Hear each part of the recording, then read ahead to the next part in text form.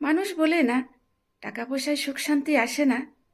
কথাটা সত্যি, কিন্তু পুরোপুরি সত্যি না।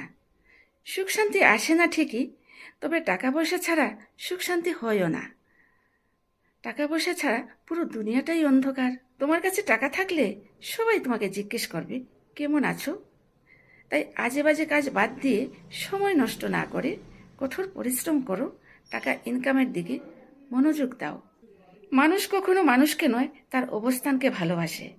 টাকা থাকলে অপরিচিত ব্যক্তিও তোমার সাথে সম্পর্ক তৈরি করে, আর না থাকলে কাছের মানুষ বলেন, আত্মীয় স্বজন বলেন, কেউ তোমাকে চিনবে না।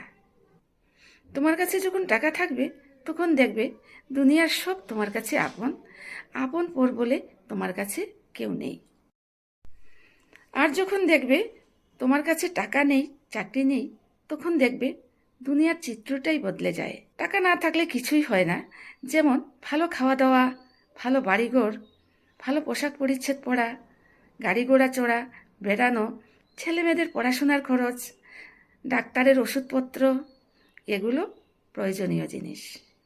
টাকার সাথে জনবলও দরকার। জনবল না থাকলে শেষ বয়সে খুব কষ্ট হয়। টাকা থাকলে জনবল দিয়ে শেষ বয়সে কাজ করানো যায়। এটা সত্যি ঠিকই, তবে সেই মানুষটি যদি বিশ্বস্ত হয়।